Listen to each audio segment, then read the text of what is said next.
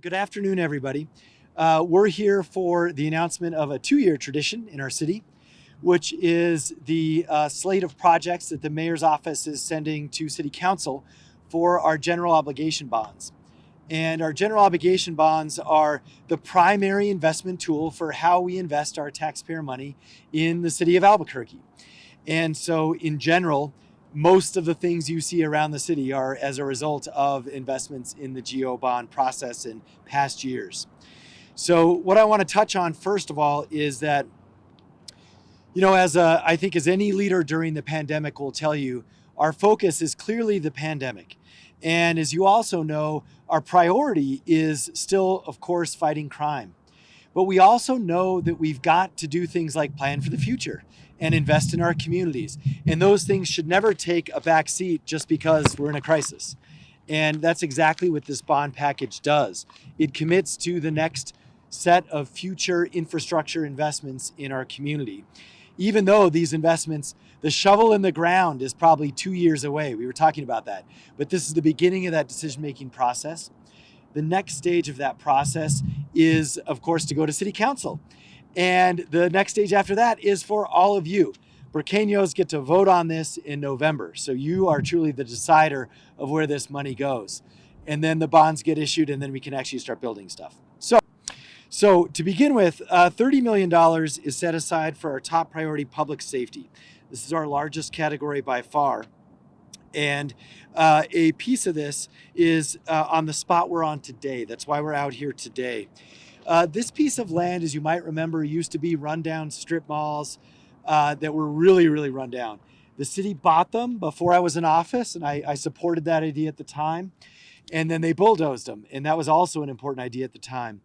And the community's been involved in a number of tremendous visioning projects under Pat Davis's leadership to figure out what to do with this area. The missing piece has been the money, and that's what we're putting in here, $7 million to do a phase 1 development on this piece of land. And we'd like it in general just to be a multi-use public safety complex.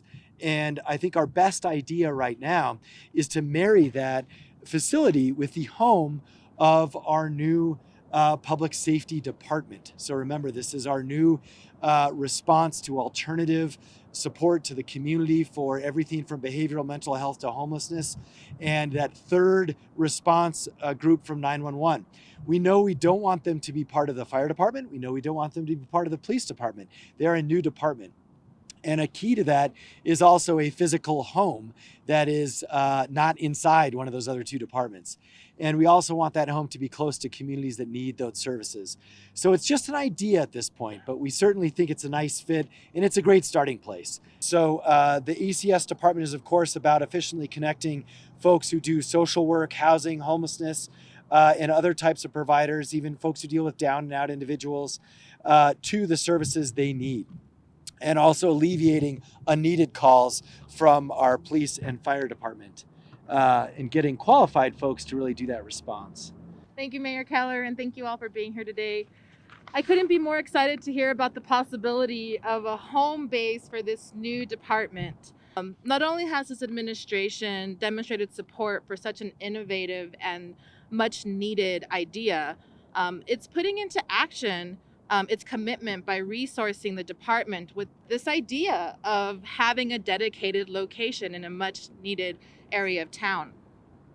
Just like with this new department, my hope for this department and this new building is to create a safe, supportive, and community-centric environment for all communities across the city of Albuquerque. As an update, we are in our final stage of planning for this new department. That means job descriptions for leadership have been created and posted, so take a look at our website, as well as some of our most critical community response positions that will be held by behavioral health specialists, social workers, community health workers, and peer support workers. We've also spent the last 6 months doing extensive community engagement, and we continue to meet and build relationships with our planning committee and community partners so that we can make sure our work is collaborative and not overlapping. So I want to say thank you to all of those who took time during the last 6 months to assist us and guide us in even just in answering the survey or being a part of one of our many meetings. Additionally, we are also in the process of creating a training plan and starting standard operation procedures. These are being developed, and we want to ensure that these new responders are not only just prepared and knowledgeable and safe when working in the community. It'll be essential for these procedures to be ready to go whenever we get started. Lastly, as we start to prepare for implementation in the next couple months, it'll be vital that we launch an educational campaign. We want to make sure that we communicate and educate the community on what ACS is, how it will be dispatched, and the resources that it will help community members with.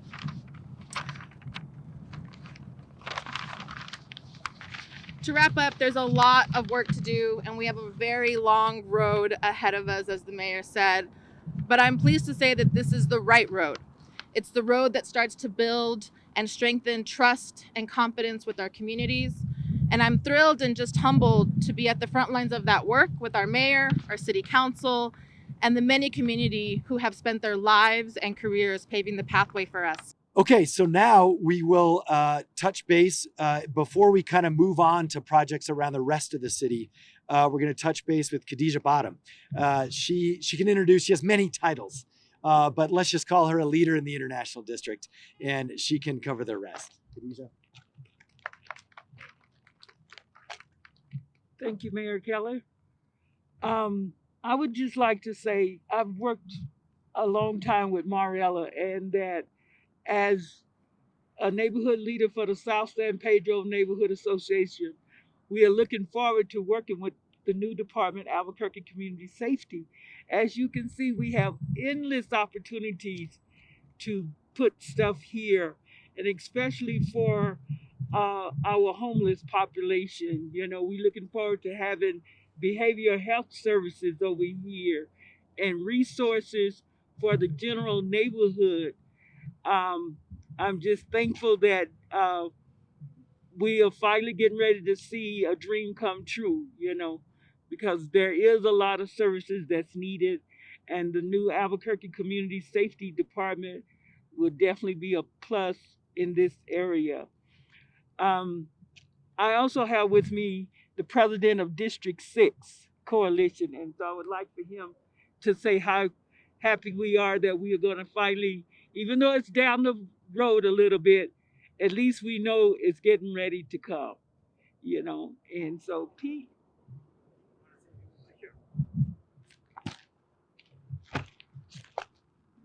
Thank you, Mayor, Pat. And it's just a wonderful day and a wonderful opportunity for the D6 community and the International District in particular.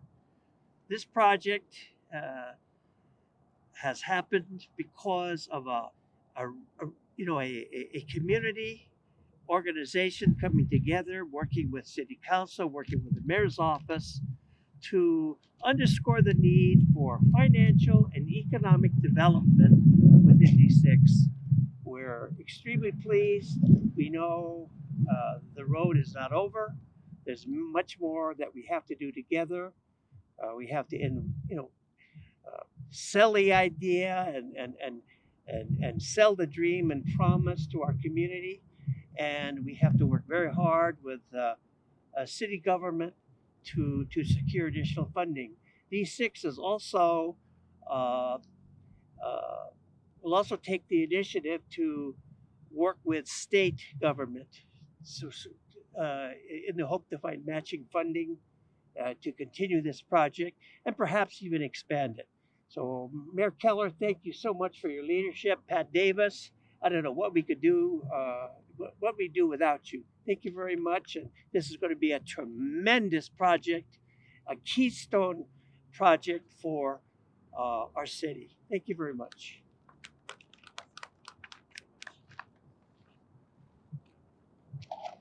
Okay, thank you so much for that. And so what I'm going to do is touch on some of the rest, and then we'll hear from our city councilors. The couple of other items in infrastructure and roads, there's about 25 million. And we know West Siders are really tired of traffic. So a lot of that money is going to the West Side. And so it has to do with the expansion of Paseo del Norte that's already underway. Also, $3 million to update and rebuild McMahon Boulevard. And a lot of the sort of nodes of transportation that connect out to the CNM site out that's on the far northwest. There's also plenty of funding in there for things like landscaping and storm drainage. These are things we always have to do in road maintenance and so forth, as well as lighting. Now, I do want to mention that the council, with council's help, we continue to prioritize a lot of these investments based on need and on equity, as opposed to just dividing them by 9 council districts. And so I really appreciate Councilor Pat Davis and Councilor Pena for standing with us on that. And I think slowly we're going to be able to really reverse some of the investment inequities that we've seen over decades. And obviously this site is one example. I'll touch on a few other sites. But that brings me to the $15 million for Albuquerque families. And this is so important, especially as part of our COVID response, that communities are not left behind. And so we want to make sure that people don't fall through the cracks. And that's why we're putting in $3.3 million into affordable housing. That's combined with the 2.5 we already got from the state. So that should bring us roughly back up to 5 for our housing commitment each year. We also know that we have completed 3 new housing projects just in the past year, with another 5 in the pipeline for the next 12 months. We were trying to find out if this was true historically, so we'll just say we think this is more housing in a shorter amount of time than we've ever done in history. But again, we haven't been able to that's just based on everyone's memory right now. So we'll check on that. So, and again, want to mention too that there's also funding to complete phase 2 of the West Side Community Center. This is out near Westgate. It's $3.5 million. And the phase 1 was part of our sort of economic stimulus that's going on right now. So again, we're thinking about, all right, how do we get phase 2 done? And that's why that's in here. And again, you see a commitment here to trying to fully fund phases of projects as opposed to just stashing money away for 10 years down the road. And so another part of that is getting started on the far southwest side of town. So it's the opposite of where we are now. But if you think about Trishko Heritage High School and kind of the Anderson various neighborhoods, they all have kind of Anderson names way out there. We want to start what is already started here, meaning we got to buy a piece of land and we've got to invest in resources. We'll see what they are, but you'll see a couple of million or so there to begin essentially what we're already standing on now, but way out in that side of town. They have 0 services from the city of Albuquerque in that far corner. It's an issue for solid waste. It's an issue for community. It's an issue for public safety. So anyway, we need to drop an anchor out there, and that's what is part of this too. Okay, there's also some economic recovery lifts in here, about $4.5 million for our Metropolitan Redevelopment Project, which of course invests in our underserved areas, including the rail yards. And that is gonna finish out the $12 million that we already have almost totally spent in the rail yards now. And it's going to finish the courtyard and make sure that the market can operate safely. There's also money in here for a new parking lot and lights. And there's other funding to stabilize these buildings so that we can actually put tenants in them. So I think what I would do is wrap up with a couple of areas and we'll hand it over to our counselors. There's also $2 million in here to create distinct districts that draw people in industry and jobs. That basically has to do with creating new MR areas. So I think these are very valuable for our city. So let's hear from our city councilors, and then I'll do a short wrap up. So why don't I begin with the Committee of the Whole chair, the woman in charge of this process, Councilor Pena. Councilor. Thank you. I just wanted to say that COVID has shed light on the profound impacts communities of color have faced during this unprecedented time, not just in health, but in infrastructure and justice as well. As we move forward, we must make investments in our community through a collective lens to ensure equity for communities most in need throughout our wonderful city. I look forward to working with Mayor Keller, councilors, council staff to develop the CIP for this coming year. So thank you. Thanks, Mayor. And I know we stand out here in the wind long enough, so I'll make it brief as well. But let me say, this project that we're standing on at Catherine and San Mateo, every news outlet has covered it, either from its days as one of the city's crime hotspots, most abandoned and dilapidated, underutilized places, or for the vision to do something different. And the neighborhood, under Khadijah's leadership, Dr. Boleto's leadership, and so many others, have spent more than 5 years now working on what is it that we need. And the vision for something like this has evolved like our vision for how our public safety should evolve. Originally, we conceived of a new police station here at this site. But as we've learned more about the right way to police in Albuquerque, we started that vision when our APD reform efforts were in its infancy. And now that we know where we want to go, under the mayor's leadership, we're giving APD what they need at their home now and investing in the next generation of what we need. When you look at this bond package, when you look at this site, what you see is our commitment not just to spend money, not on politicians' projects, but on investing in resiliency and recovery for our neighborhoods and for our community long term. I want to say a particular thank you to Councilor Pena. Under the mayor's leadership, when this administration came in our last bond cycle 2 years ago, we added some language in the bonds that said we should invest this money in communities based on need and equity.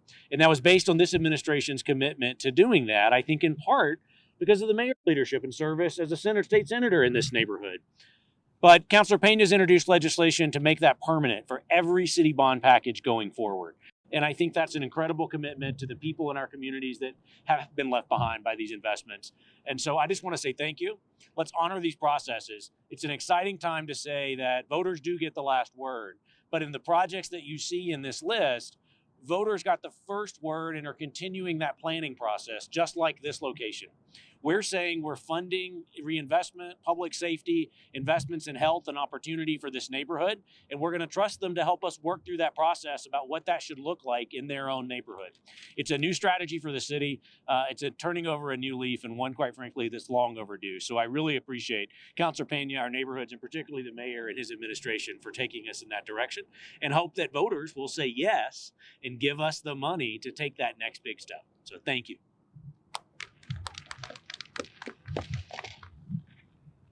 Okay, so I think let me just wrap up by mentioning that this proposal really does put money in basically every area of town, and in many ways is a reflection of our top priorities: public safety, homelessness, economic recovery for families, and neighborhood growth. As was mentioned by all our speakers, we are doing this with an equity lens, and so I think you see an appropriate weighting towards our historic neighborhoods, our disenfranchised neighborhoods, and community of color, and rightfully so. And I also want to echo Pat. I appreciate council codifying this in ordinance. So anyway, now it's up to council and then the voters and who will ultimately get to decide what happens with this funding. I do want to mention too that, I think this proposal certainly reflects the values of Albuquerque. And I think that's in effect the most important thing. So we're excited to do this. And with that, I want to close by saying thank you to the staff who's done a lot on this. Pat Montoya, our DMD director, I see our CIP officer over there, Mark, and some of the others who've been involved in this. Our city now, this started under our administration, but we've been able to keep doing this where we're in sync with lots of funding cycles. So this is coming out today on purpose because you will see matching asks up at the legislature and in our package that we announced yesterday and sent to the legislature. So when I was in the Senate, I would just say it was never coordinated quite like that before. And so I think it's a benefit to what we've been able to do. So now when the legislature says, well, what's the city putting money in? We can answer that question. And when the city says, well, what are we asking the legislature for? We can answer that question. And we're actually all on the same page. Those things go through city council as well. So.